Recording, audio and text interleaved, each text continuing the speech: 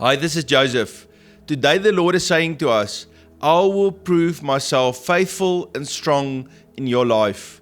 And the Lord is showing to me how many of us are crying out to Him and how He answers, how He gives us supernatural answers and releases.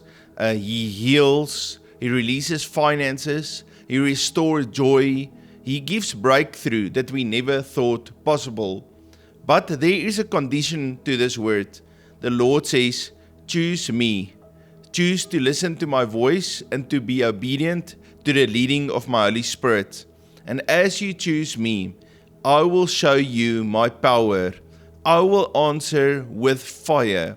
And the Lord shows to me how He challenges and exposes the evil and the evil one and that what is wrong, and how He blesses those who says, yes, Lord, I'm going to follow in your ways. I'm going to do what you have called me to do. And the Lord reminded me of the story of Elijah. He was with the prophets of Baal on Mount Carmel. And as he was standing there, he called out to the people and said to them, they have to choose. Who are they going to serve? Are they going to serve God, Yahweh, the creator of heaven and earth? Or are they going to serve these false gods? 1 Kings 18:21. And Elijah came to all the people and said, how long will you falter between two opinions? If the Lord is God, follow Him. But if Baal, follow him. But the people answered him not a word. And that was the challenge of these people. They couldn't make up their mind if they're going to follow the Lord God, because they couldn't see Him. They were not sure that God is real. And so God had to demonstrate His power. The same thing happened with the Israelites. The Israelites, they were trapped in slavery underneath the Egyptians and the Egyptian gods, and they believed that those Egyptian gods were controlling them.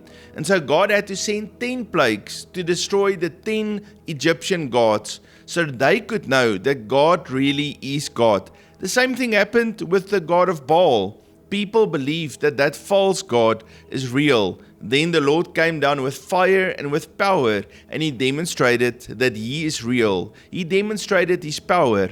Now today we feel the gods are money and interests and governments and systems and propaganda and big people groups making decisions and elites conniving behind the scenes, and there's really nothing we can do.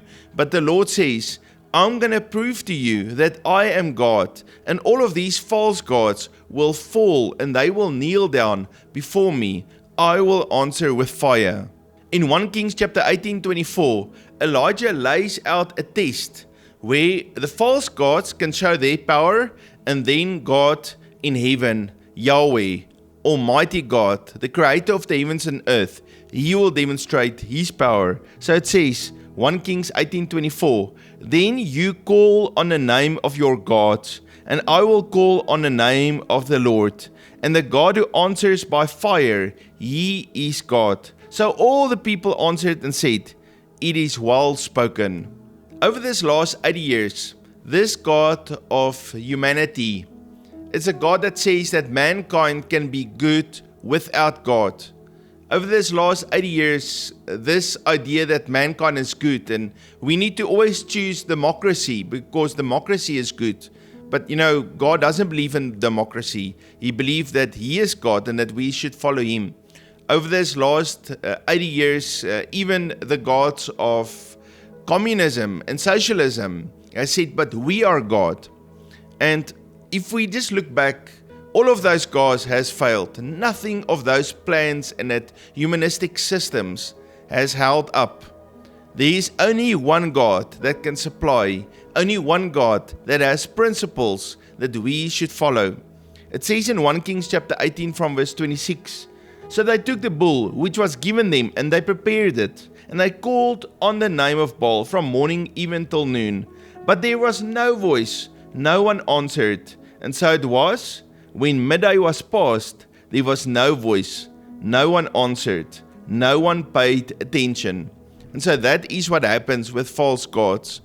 We are given this propaganda and this story that if we follow in this humanistic rules and we worship these false gods, then we will be happy, wealthy, healthy, and we will have prosperity. That's the promise.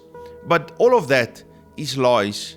There is only one kingdom that we should follow, and that's the kingdom of Yahweh.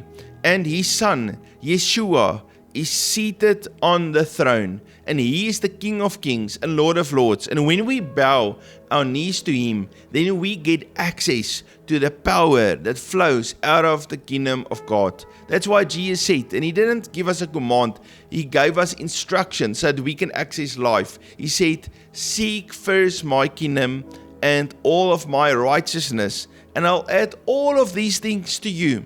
And so that's something that all the false gods are promising, but they cannot deliver.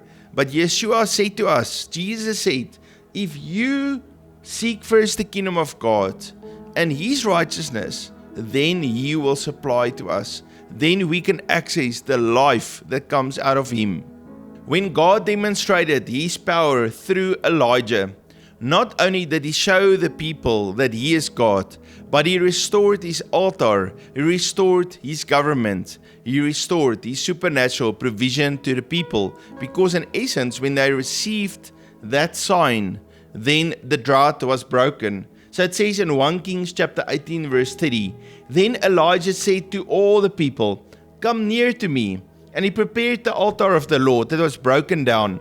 And then Elijah the prophet came near and said, Lord God of Abraham, Isaac, and Israel, let it be known this day that you are God in Israel. Hear me, O Lord, hear me, that this people may know that you are the Lord God. After Moses prayed, it was a simple prayer of faith. The Lord faithfully demonstrated His power. And I believe the Lord is giving us a word that He will demonstrate His power in our lives. When we turn away from the false gods and worshiping the false god and this systems of the world that says mankind can be good without God, when we leave all of that things behind and we start to serve our God, Yahweh, our Father in heaven, and we call upon Him, we pray in faith, we put our trust in Him, then the Lord will demonstrate Himself to be powerful. He will consume the sacrifice, and He will supernaturally provide for us. The drought will be broken. He will reign and bring blessing to us. But we have a choice. We have to choose Him. 1 Kings 18:38. Then the fire of the Lord fell and consumed the burnt sacrifice, and the wood, and the stones, and the dust, and it licked up the water that was in the trench. Now when all the people saw it, they fell on their faces, and they said, the Lord, He is God. The Lord, He is God. And so those people were looking for a sign. They wanted to see a demonstration that God is truly the Lord, that He can answer by fire. And I believe that the Lord is saying to us today that I will answer by fire. I will demonstrate my power. I will release my resources and my provision. I will demonstrate my love and my awesomeness to you. The Lord, He is God, and He is the one that we trust today. God is calling us to turn our hearts back to Him. That simple prayer of faith of Elijah proved that they turned their hearts. I just want to read that prayer, that last little bit from verse 37. He prayed, hear me, O Lord, hear me, that this people may know that you are the Lord God, and that you have turned their hearts back to you again. And so, the Lord is the one that turns our hearts back to Him. Let me pray for you. Father, we ask today that you help us to turn our hearts back to you. And Lord, even as we put our trust and our faith in you today and we choose you, Lord, and our hearts is turning to you, Lord, thank you that you answer with power, with fire, that you answer with your supernatural provision and your love. Lord, you are a loving Father that is holy and righteous. And Lord, we love you with everything that is in us. Family, the Lord loves you so very much, and I love you too. And I want to encourage you today, turn your heart back to God. Put your trust in Him. He will answer with power and faithfulness. We serve an amazing God. If you are new to Unity with Heaven, please hit that subscribe button and write me a comment. I love to read what you have to say and also to receive testimonies of the good things that God does for you. Now it's important for you to remember that God loves you very, very much, that you are His child. When you give your life to Him, He receives you and He says to you, "You are my child. You are special and precious to me." I love you too. You must have a fabulous day and I look forward to see you tomorrow. God bless you.